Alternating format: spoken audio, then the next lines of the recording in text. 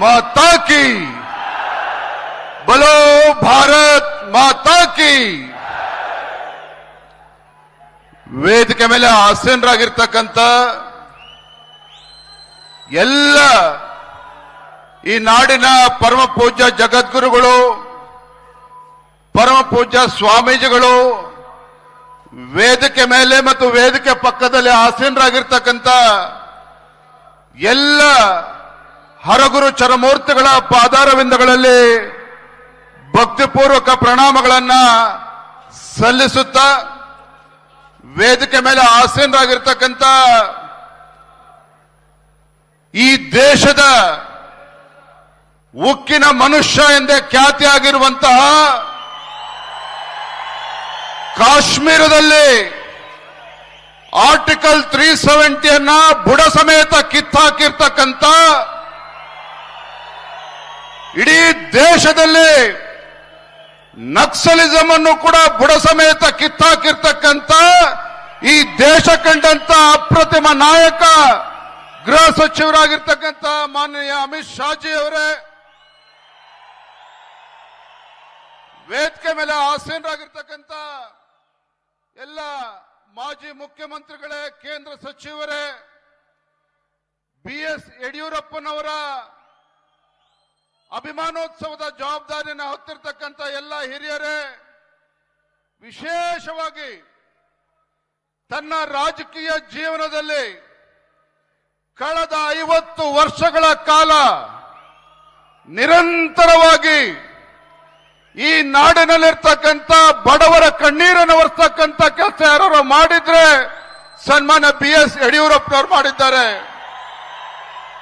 ಈ ನಾಡು ಕಂಡಂತ ಅಪ್ರತಿಮ ಹೋರಾಟಗಾರ, ರೈತ ನಾಯಕ, ಪೂಜ್ಯ ತಂದೆಯವರಾಗಿರ್ತಕ್ಕಂಥ ಸನ್ಮಾನ್ಯ ಶ್ರೀ BS ಯಡಿಯೂರಪ್ಪನವರೇ,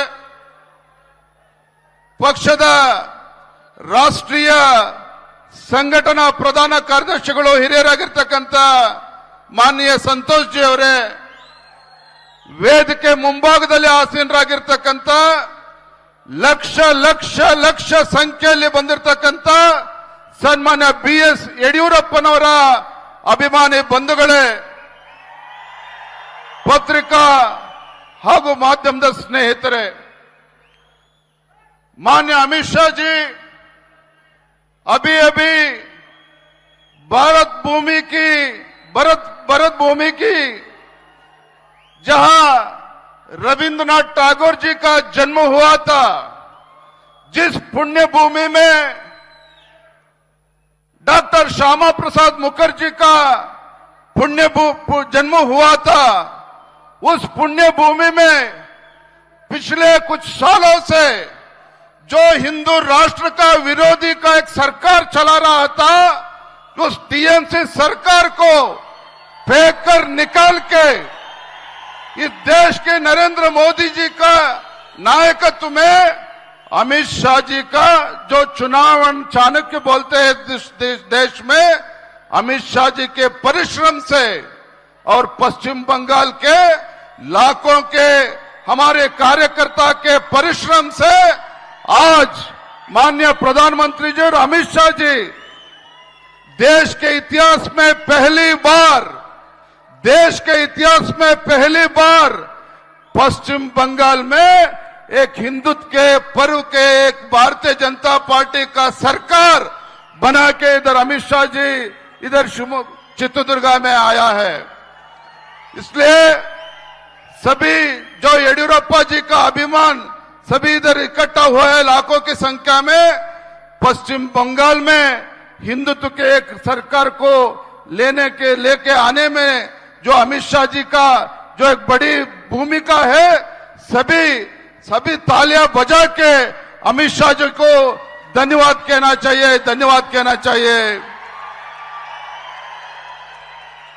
माननीय अमित शाह जी, ये जो पुण्य भूमि है चित्रदुर्गा, वीरों की भूमि है। जो चित्रदुर्गा ये पुण्य भूमि है, मदकरी नायक का त्याग का भूमि है। ये जो पुण्य भूमि है, वीर ओबव्व वनके ओबव्व की जो बलिदान की पुण्य भूमि है। और खासकर ये चित्रदुर्गा का जो पुण्य भूमि है स्वामी जी का तपोभूमि है। मुझे ये कहने के लिए बहुत खुशी होता है, बहुशः कर्नाटक के इतिहास में पहली बार आज ऐसा मंच देखने के लिए हमको मिला है। कर्नाटक के इतिहास में पहली बार सभी समाज के स्वामी जी, जगतगुरु, सभी मठाधीश इस एक मंच में कर्नाटक के इतिहास में पहली बार विराजमान हुआ है।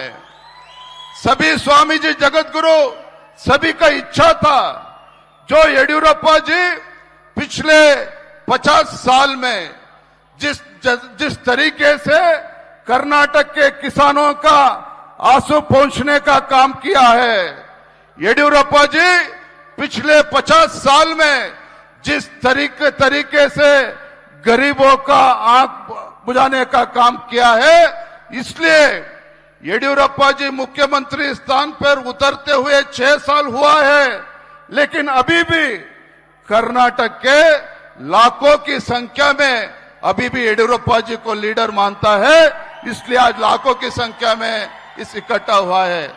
मैं आप सभी की तरफ से हमारे गृह सचिव, हमारे नेता, हमारे अमित शाह जी का और एक इस अवसर पर आने के लिए और एक बार धन्यवाद कहते हुए, ಬಂಧುಗಳೇ, ಬಹಳ ಅಪರೂಪವಾಗಿರ್ತಕ್ಕಂಥ ಕ್ಷಣ ಇವತ್ತು ವೇದಿಕೆ ಮೇಲೆ ಈ ನಾಡಿನ ಎಲ್ಲ ಹರಗುರು, ಜಗದ್ಗುರುಗಳು, ಹರಗುರು ಚರಮೂರ್ತಿಗಳು ಇವತ್ತು ಬಂದಿರತಕ್ಕಂಥದ್ದು ಒಂದೇ ಕಾರಣಕ್ಕೆ, ಏನು ಸನ್ಮಾನ BS ಯಡಿಯೂರಪ್ಪನವರು ತಮ್ಮ ಜೀವನದುದ್ದಕ್ಕೂ ಕೂಡ ಹೋರಾಟ, ಅಧಿಕಾರಕ್ಕೋಸ್ಕರ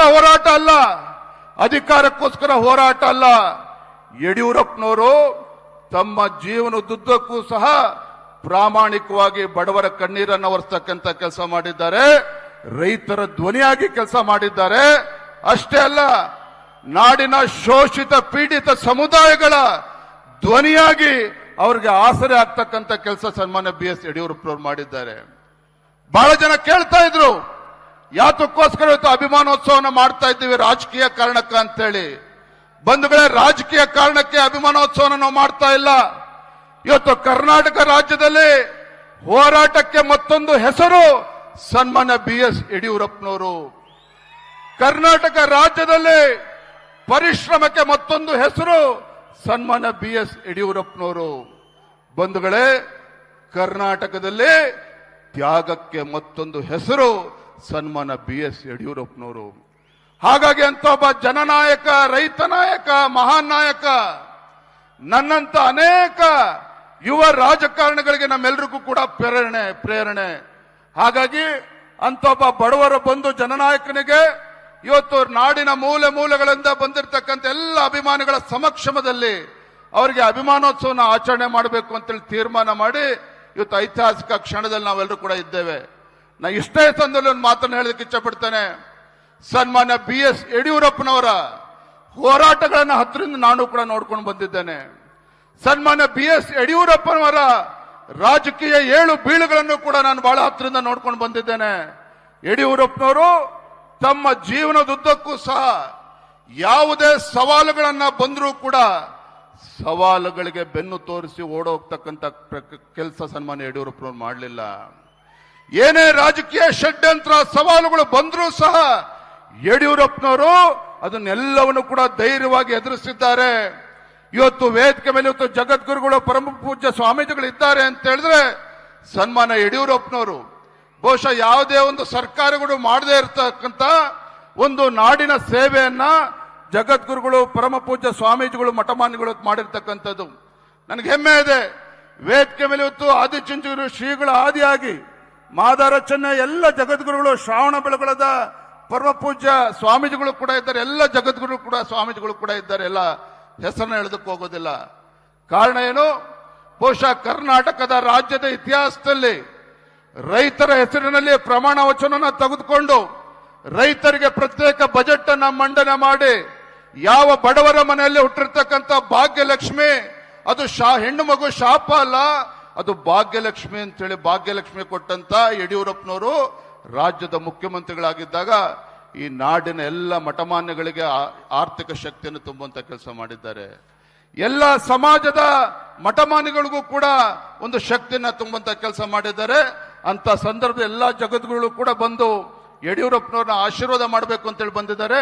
ನನ್ನ ಇಷ್ಟೇ ಸಂದರ್ಭದಲ್ಲಿ ಹೇಳ್ತಕ್ಕಂಥದ್ದು, ನಾನು ಕೂಡ ಇವತ್ತು ರಾಜಕೀಯ ಕ್ಷೇತ್ರದಲ್ಲಿ ಅಂಬೆಗಾಲನ್ನ ಇಡ್ತಕ್ಕಂಥ ಸಂದರ್ಭದಲ್ಲಿ ಸನ್ಮಾನ್ಯ BS ಯಡಿಯೂರಪ್ಪನವರಿಗೆ ರಾಜಕೀಯ ಜನ್ಮ ಕೊಟ್ಟಿರ್ತಕ್ಕಂಥ ಶಿಕಾರಿಪುರ ತಾಲೂಕಿನ ಜನರ ಆಶೀರ್ವಾದದಿಂದ ಇವತ್ತು ರಾಜ್ಯಾದ್ಯಂತ ಪ್ರವಾಸ ಮಾಡ್ತಕ್ಕಂಥ ಸಂದರ್ಭದಲ್ಲಿ ವೇದಿಕೆ ಇರ್ತಕ್ಕಂಥ ಎಲ್ಲ ಜಗದ್ಗುರುಗಳಿಗೆ ನಾನು ಕೈ ಜೋಡಿಸಿ ವಿನಂತಿಯನ್ನು ಮಾಡ್ತೇನೆ.